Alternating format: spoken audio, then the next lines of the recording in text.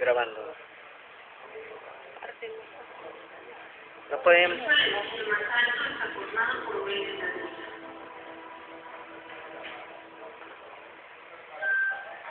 Trasladándose de plano a nuestra vida diaria, estamos completamente que los logros más importantes del ser humano están formados por pequeños grupos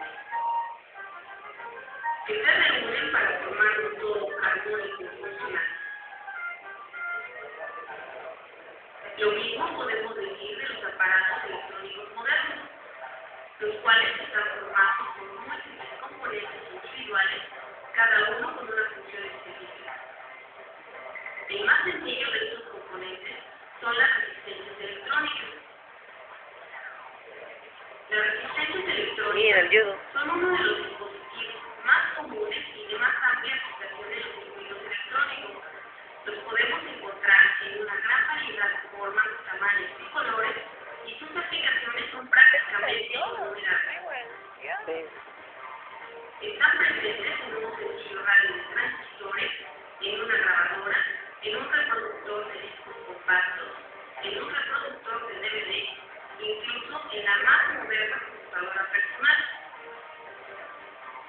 Las resistencias son esenciales para la elaboración de circuitos complejos, ya que su característica de poder limitar la corriente que pasa por un punto del circuito o de dividir el voltaje aplicado hacen de estos componentes una de las piezas clave para la composición de cualquier circuito electrónico. Al encender un foco, al variar el volumen de un equipo de audio, al presionar cualquier botón de algún control remoto o al hablar por teléfono celular, se aprovecha el trabajo de las resistencias electrónicas. El fenómeno de la resistencia eléctrica se descubrió prácticamente desde el momento en que se hacían los primeros estudios sobre la electricidad, cuando se encontró que algunos materiales, como los metales, permitían el paso de corriente, mientras que otros, como la madera o el vidrio, simplemente lo impedían. Esto permitió clasificar a los materiales como conductores y no conductores. En efecto, cuando en un circuito se interpone un objeto metálico, este deja fluir libremente la corriente eléctrica. Pero cuando un trozo de madera es el que se interpone en el circuito, entonces no se permite ningún flujo de corriente. Poco tiempo después, se descubrió que algunos materiales, como el carbón, permiten el flujo de corriente, pero presentan cierta oposición a este flujo, y esta oposición fue lo que se bautizó como resistencia eléctrica. Supongamos que tenemos un circuito en el cual se cuenta con una fuente de voltaje conectada a una resistencia. Y en este circuito, el voltaje activo, es decir, que tiene un valor invariable, la corriente que circula depende fundamentalmente del valor del voltaje y del valor de la resistencia.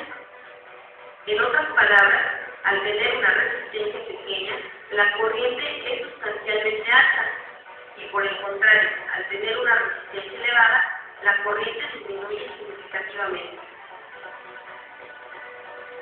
Reemplacemos el circuito electrónico por un sistema hidráulico cerrado, en el que existe una bomba de agua y una llave de paso.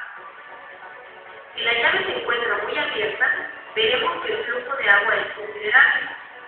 Sin embargo, al cerrar la llave de paso, el flujo de agua disminuye considerablemente, aunque la bomba esté girando a la misma velocidad. Esto es justo lo que sucede en el circuito electrónico. El voltaje funciona como la bomba de agua, la resistencia es análoga a la llave de paso y la corriente es equivalente al agua circulando por la tubería.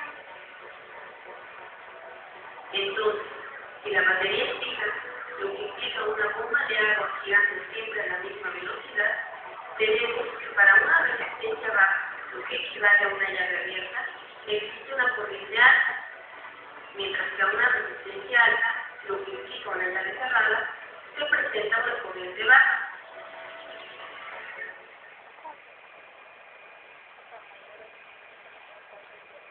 El secreto del funcionamiento del fenómeno de la resistencia eléctrica está en los átomos. En los materiales conductores, los electrones pueden saltar de átomo en átomo velocidad para constituir el flujo de corriente eléctrica. Uy, sí, grabo. Sin embargo, en los elementos resistivos, los electrones tienen mayor dificultad Apenas de para 5 saltar. minutos. Ese poquito verde. El flujo de corriente eléctrica que se forma en los materiales conductores a nivel atómico es en realidad un flujo constante de electrones que saltan de átomo en átomo.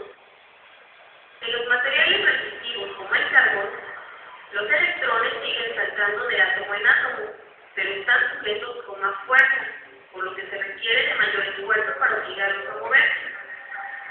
Es precisamente esa adherencia de los electrones para mantenerse en su átomo lo que provoca la resistencia eléctrica.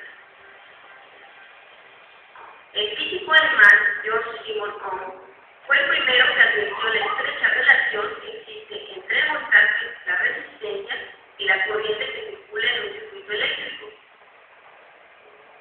Descubrió que si se aplicaba cierto voltaje a un cable muy largo, el valor de dicho voltaje disminuía conforme se alejaba de la fuente original, por lo que concluyó que incluso un alambre metálico debía tener una ligera resistencia eléctrica. Después encontró que el carbón y algunos otros materiales presentaban una resistencia apreciable incluso a distancias muy cortas. La naturaleza curiosa y sistemática de Ohm lo impulsó a reflexionar sobre la relación existente entre el voltaje, la resistencia y la corriente del circuito. Tenía sobre la mesa tres parámetros intrínsecamente relacionados, pero ¿de qué manera afectaba uno al otro? Corriente. Finalmente, en 1825, postula lo que hoy se conoce como la ley de Ohm, la cual nos dice que la intensidad de la corriente eléctrica circulando en un circuito es directamente proporcional al voltaje aplicado e inversamente proporcional a la resistencia que opone dicho. Intensidad de corriente. Esta ley, sencilla pero categórica, logró cambiar el sentido de la tecnología hasta ese momento conocida, porque a partir de ella,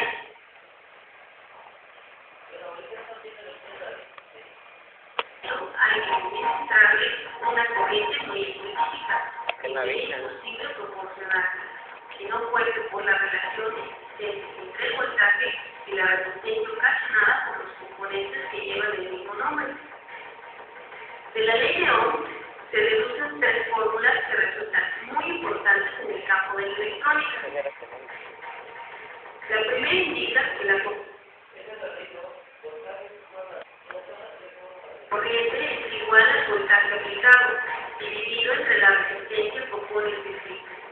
Haciendo los despejes correspondientes, se deduce que la resistencia es igual al voltaje dividido entre la corriente circulando. Por último, el voltaje es igual a la resistencia por la corriente circulante. Por lo tanto, el principal uso de la resistencia eléctrica es como limitador de corriente dentro de los circuitos, aunque también se utiliza como divisor o reductor de voltaje. La resistencia se representa en los diagramas esquemáticos como una línea quebrada con dos terminales en los extremos. Sin embargo, en algunos diagramas aún se utiliza el símbolo antiguo, el cual es un rectángulo con dos líneas inclinadas. También se llega a emplear un simple rectángulo que puede tener en su interior el valor que corresponde a la resistencia.